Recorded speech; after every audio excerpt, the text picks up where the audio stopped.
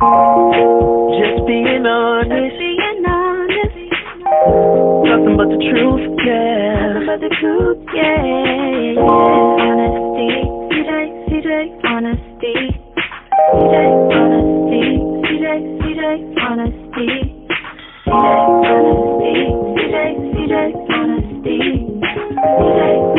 Just being honest. Nothing but the truth.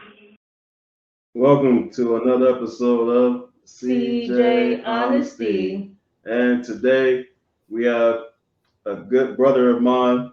We've been knowing each other for a long time. We grew up in the same church, and we both are doing ministry work. Duane Williams, we're so glad that he's back in this season with us to give us some more drills on the last episode that he was on with us. I think he had to leave early because even then he was headed to a minister meeting, speaking to people, and that's what he does. It's a beautiful thing that he does, speaking to the children, speaking into many people's lives, and doing the things that he does, traveling around the world and around the country, doing what he does is such a blessing. What he does, and we're just grateful to have him today on CJ Honesty. We know that somebody watching is going to get something good on today. Mm-hmm. So let's start with the scripture before anything. The scripture is Ephesians chapter 4, verse 2 through 3, NIV version. With all humility and gentleness, with patience, bearing with one another in love, eager to maintain the unity of the Spirit in the bond of peace. Duane, thank you so much for being on the show today, man. We appreciate you. Man, thank y'all so much for having me again. It's good to be back with the CJ Honesty podcast family, and so I'm grateful to be here. Definitely. This is real good to us. This is real good to us. We might as well get straight into it and what we're talking about today. All right, so our topic today is on if someone will be ready for love, if someone will be ready for a fulfilling relationship, but also a godly relationship as well. So our first question is, what does it look like to you when preparing for a long-term relationship? Wow, I think that's a really great question. A long-term relationship. What does it look like for a long-term relationship? I think that when we start to unpack a long-term relationship, I think the first thing we must unpack is not the other person, but rather ourselves, right? And I think if we're going to ever be ready for something long-term, I think we must address a couple things. I think we must address who we are, okay, where we're headed, and what we are trying to accomplish. And when I say the word trying to accomplish, I'm not talking about houses, cars, and lands. I'm talking about the overall vision for our family, because we're talking long-term relationships, right? We're not just talking about dating, we're talking long-term relationships. So whenever you start talking about long-term, I think there's a couple of areas that we must bring into perspective and bring into some level of knowledge and understanding and wisdom to help us manifest that long-term relationship. Yeah, I don't even know. And I look around with our age. I'm how old am I? I'll be 20. I'll be 29 in November. Christina, you'll be 30. Duane, you're in. I don't even want to tell you your age. I'm 33, man. I'm 33. Well, people, it seems like our generation, though, and you guys can put in on this, but I think when I look at all the generations, it seems like we're having, I don't know what the reason is, but it seems like we're having the most trouble with long-term relationships. Well, I think this generation is having trouble with long-term relationships, and when we say this generation, it's really not necessarily indicative to age per se. Just it's more so speaking to the culture and the climate Mm, of Mhm. where we live right now. And so I think the reality is that most of us are having problems with longevity because we aren't necessarily honest about who we are, right? mm, And yes. then we are solely getting into relationships because of what we want. I want Mm, I want to make a big distinct difference here. There is a difference when your wants are kind of a reflection of what God desires for you, but then there is a difference in the wants that you desire, especially when the desire doesn't come from a place of healthiness. mm, Mhm. So sometimes we can desire something, and the only reason why we're desiring it is from a traumatic experience or Mhm. from some level of situation that happened in our lives that is causing us now to be like, hey, this is what I want. I want this because this happened to me. Now, some people may say, is that wrong? I think it's wrong when it becomes a desire that is not properly unpacked, right? mm, Because to say you want something because something happened to you, what if God sends you the opposite? Or what if He sends you something that is, because I know we say God knows what I want. No, no, no. He knows what you want according to what He wants for you, not what Mhm. you want for yourself.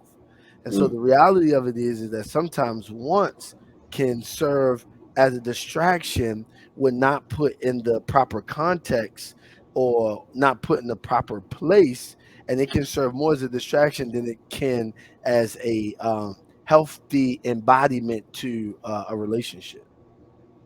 mm, Mhm.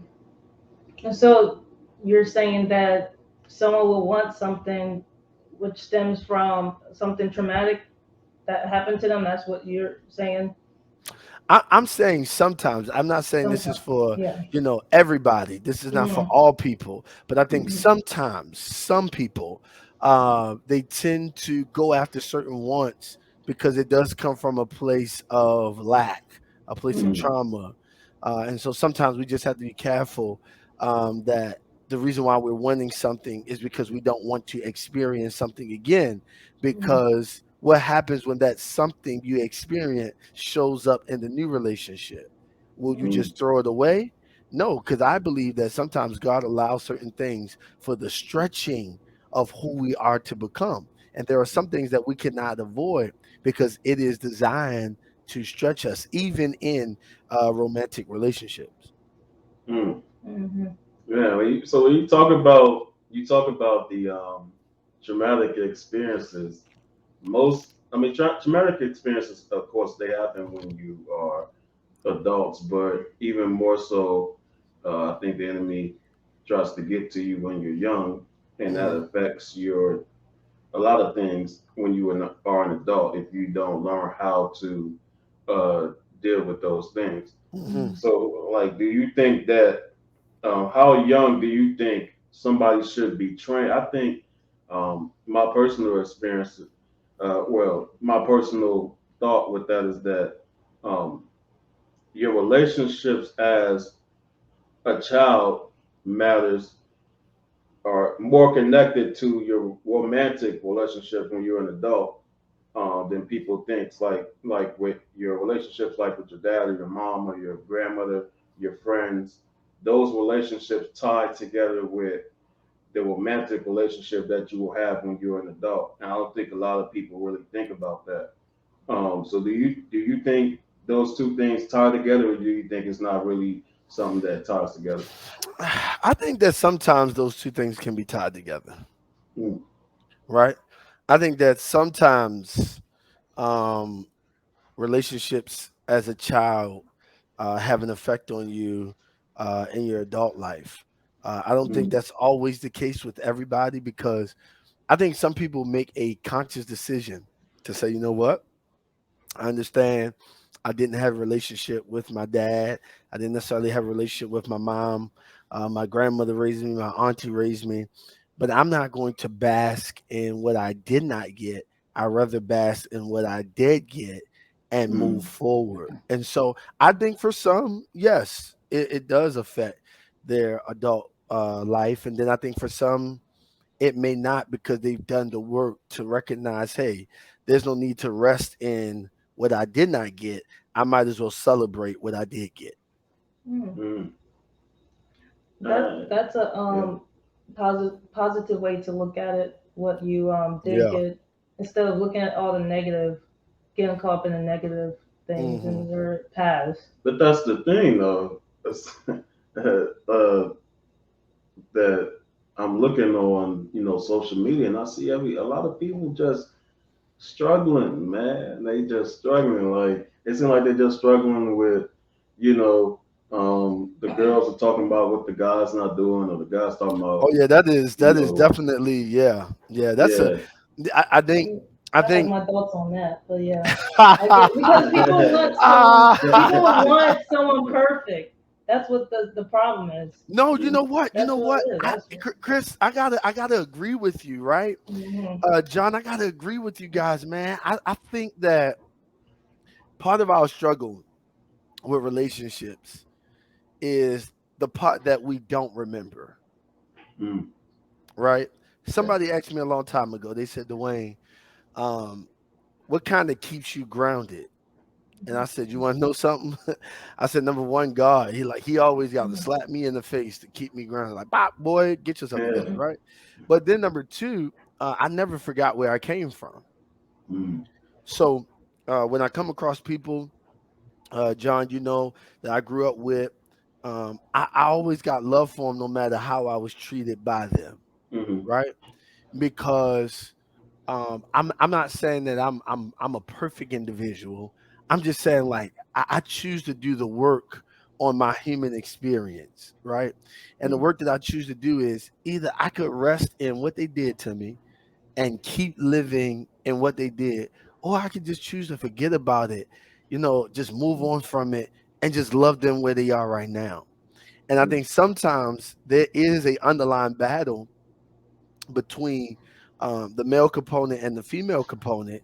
And mm, I think the battle is, hey, what you guys aren't doing, and hey, what you guys aren't doing. Instead of going back to my original statement when I opened this conversation up, just taking ownership for who you are. Hmm. mm, Because if we could take ownership for who we are, then we can go into somebody else's life and say, hey, look, this is who I am. Right? mm, Hmm. I do like you. I do find you attractive. I love the fact that you love God, or you love animals, or you love ice cream. yeah. But here's who I am. And I Hmm. want to be a great person. I'm practicing on being a great person by doing this, and this. And Mm, I would love to explore building journey with you and moving forward. Hmm. And I think that uh, part of us, we don't do that. I think, can I be honest, as a mm, culture, as a black culture, I feel like the only time that we learn how to express ourselves is when we're either upset, angry, or frustrated. mm. Most definitely, yeah.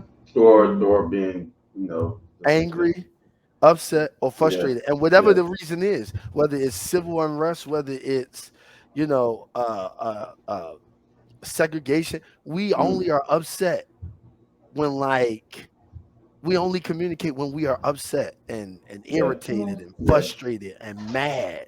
yeah. But how about those same communication skills that we use to express the level of frustration about how other nationalities and race treat us as a race? What if we took those same communication skills into a relationship and said, you know what? This is how I feel as a woman. Hmm. This is how I feel as a man. Mm, I want to be in something with you, but I got to be honest. Can we talk about this? Can we unpack this? That's why, man, this getting to know you stuff is so cliche-ish because yeah. a lot of it is what do you do for a living? Where do you work? How much money you make? Where do you Yeah. live? What do you Yeah, Yeah. drive? How many yeah. kids do you have? Did you wake up this morning? Did you brush your teeth this morning? Did you do this morning? But what if our communication was about the deep? And I'm not saying that the conversations have to be that way on the first date out, the initial date out. But Mm, what if we Yeah. talked about, man, like how did it feel when your father wasn't present? What did mm, Hmm. you feel like? What Hmm. did you feel like when your mother abandoned you? What did you feel like when you felt like people left you? Because I mm, think when you have those kind of conversations, you get to understand the person that even if they have a moment of an outburst, you'll know how to give them love in Hmm. spite of what you are feeling because you understand where they're coming from. Mm. So yeah, Yeah. Mm. Wow. yeah, Well, okay. man. Yeah, so this is a lot about relationships. I just feel like it's a lot of toxicity going on, But we got the and power to change the it. yes, Mm. we do. Yeah, Mhm. Yeah. Mhm. Yeah. yeah. I think if we could all communication is the key, especially in I don't like dumbing it down to just one race, but especially in the black community, if we could just communicate more, I think um, they might call me a misogynist for saying this, Yes. but I think that we've lost the power that comes with a man being a man and a woman being a woman. And I think a lot of people think that um, I think we've lost the meaning of the word. I'm about to say a cuss word, submission, Well, and we think that means control. Uh, we think that means somebody stomping their foot on your neck, Mhm. constantly just telling you what to do, and uh, the man telling the woman just constantly, this is what it is and that's what it's going to be, and the woman doesn't have any opinion. That's not what submission is. And then Mhm. if we're talking about the Bible, a lot of people talk about the wife submitting to the husband, but it also says you're supposed to submit to each other, and then that the husband is supposed to love his wife as Christ loved the church. So we don't only have the responsibility of submitting, but we also have the responsibility of loving her as Christ loved the church. Yeah. And that word with submit, that's doing something for somebody when, for instance, if somebody, you want to go to Wendy's, but that person want to go to Burger King, but you say, okay, we'll go there and not where I want to go. It's almost, I think we've lost that to the point where almost what Christina was saying in the beginning, it's kind of everybody is almost just about self. Now they go into the relationship, what about me? And like you're there with that other person. You're supposed to be talking, you're supposed to be learning about that other person. You Mhm. constantly there telling that person, this is what I want, this is what I'm gonna do in my life. I don't know if you can get with that, but that's what it is. Like I mean, I mean, that's really. It goes back to my original statement just a few minutes ago. mm, That's really how it sounds in dating now, right? mm, Uh, can you live up to me? mm, Everything that I got going on, everything that's going on with me. Can you be with me? And sometimes I'm like, hey man, do we ever just think for 1 second? Can we ever just live in love? mm, mhm. I'm not saying don't have conversations about reality and mm. what's happening in reality. What I'm saying is, I think oftentimes we're just like, yeah, I'm so great. Can you live up to my greatness? Can you be with somebody that's great? I'm so thankful some of y'all not Jesus Christ, you know. But Yeah. like, can you live up to? And it's like, love was never determined by how great you were. Mm, It was determined Mhm. by what you can give to each other. Mhm. So I love the word that you used there, submissiveness. If we learn that love is about how can we give to one another, we don't ask questions like, well, can can you handle me because I'm on the road preaching 100 times? I get it. I get it. I get the practicality of Mhm. it. mm, I get it because the practicality of it is, look, you don't want to be with somebody who's just like, I didn't sign up for this. I want you home. Stop preaching. I get it. Or stop being an NBA player. Stop being an NFL player. You're on the road too much. Yeah. No, you kind of Mhm. knew that's what it was. So I get that question. But mm, sometimes I think that question becomes a statement of where we live. mm. You understand? We live there. Can Mhm. can you be with somebody like, and it's like, bruh, sis, chill. Just Like seriously, just explore love for 1 second. And maybe I'm gullible, maybe I'm just a hopeless romantic, maybe I don't know what I'm talking about, so people don't have Mhm. to watch this. But Mhm. I think we just it's how we wrap our mind around certain things. And I'm cautious of wrapping my mind around certain things from a cultural standpoint, because while yet we have a responsibility to the culture, we must understand things that we're dealing with past just the culture, past just the climate, past Mm, just the social norms. Mhm. We've got to understand it at the root of what it was designed for, at the mm, root of how we're supposed to really be projecting it. And I think some of our problem is cultural and society norms that have come into play. And so I'm trying to be a believer. I'm trying to Yeah. rock out the cultural norms. I'm trying to rock out this. I'm trying to bring it all together and be a person. But really, the response is being me and kind of finagling or kind of working everything else out as I go along. And so I think that's where we have hardship sometimes. Yeah. I agree with everything you said. I want to refer back to women having a problem with submitting. It comes from, if you don't know where it comes from. You see, you If you see, you see. guys I'm don't trying to know where jump it over comes that. from, I You need see to what? refer back to that because I was like, let's back it You see, up. I'm trying to jump over that. You see, I'm trying to jump Yeah, over that. I wanna keep this. You guys, make sure you guys know where it comes from. What is it? Where does it come from? Where does it come It from? comes from centuries ago of women not being able to do anything. The Mm, men had all control of everything.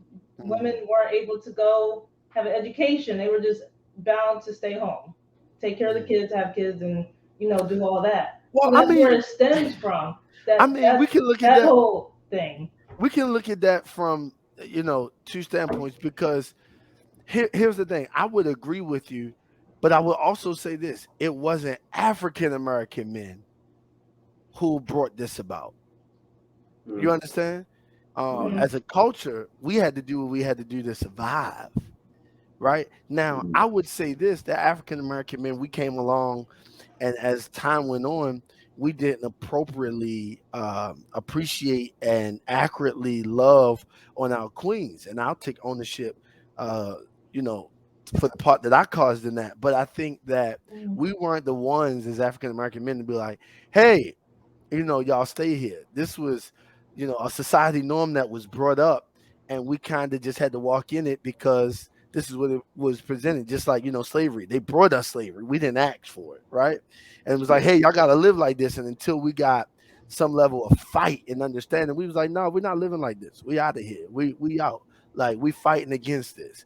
And so I think that it is the job of at least African American people, black and brown people, to fight against some of the norms that we've been presented with, so that we can project something great. mm. Last question for this this part of the episode. Um, you want to ask the last Mhm. question, or did you Yeah, want? we can ask this one. So, which part of someone's life you think should you be prepared for a relationship, as in like adolescent or young adult? What stage? Oh, we asked that one. I think it was that one. That's the last one, right? No, this is the next one. I love this. Yeah, this is because we asked about what you asked when, in your own words, when someone's mentally prepared, like what age. Yeah, Oh, I So yeah, the thought that next yeah. sounded like one, that sounded like the same question to me. But okay. no, this is what we came up with. Oh, So which part of your life should you be prepared for a relationship?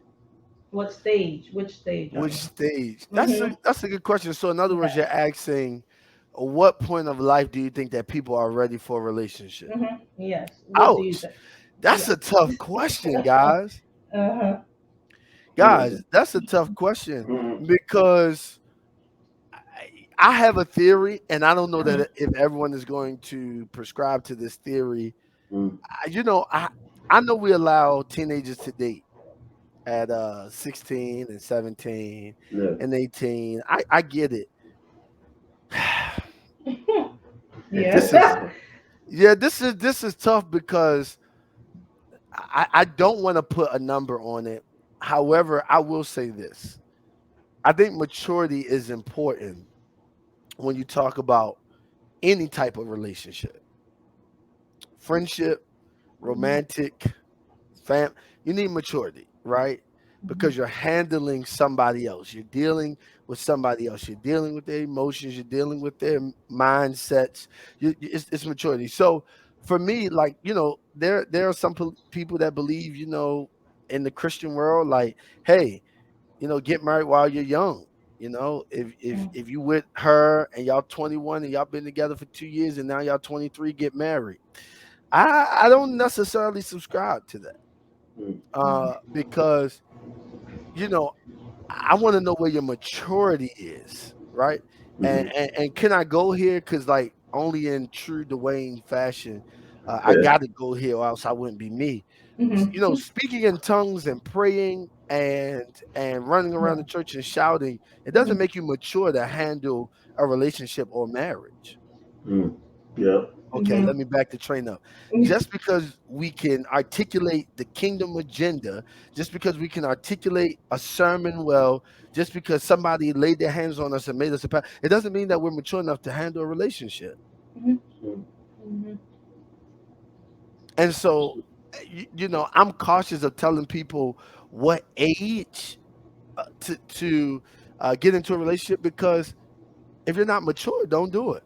Mhm. But then the flip side to that, I would add, is this: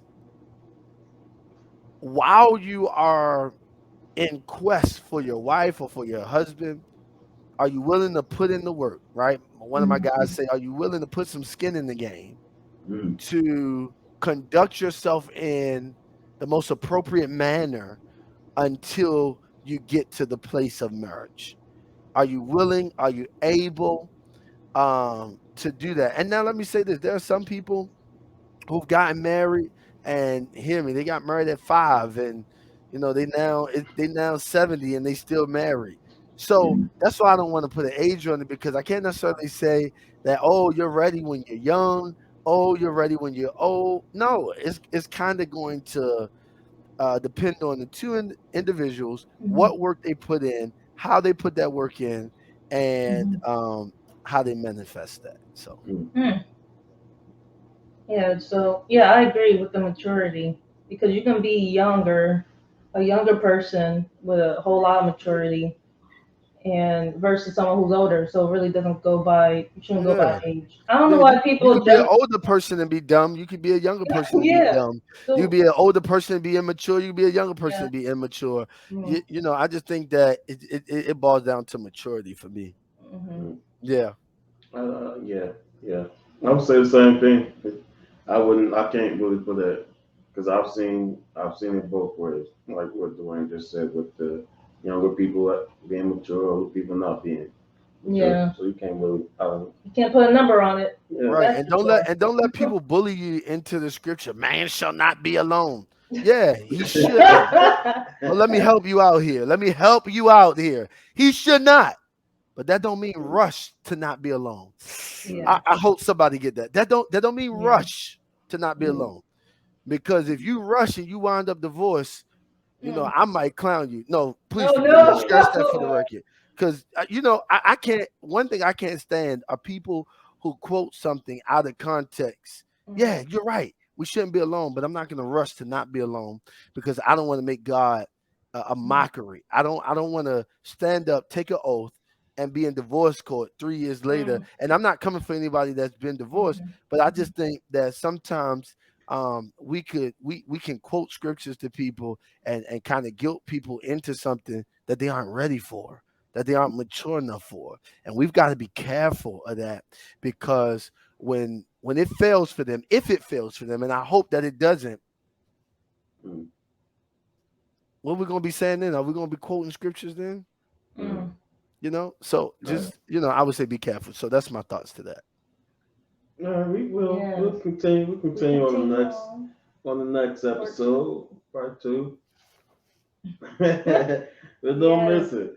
This has been the episode of CJ CJ Honesty. Honesty. Peace Peace out. and God bless. CJ, CJ, CJ, honesty.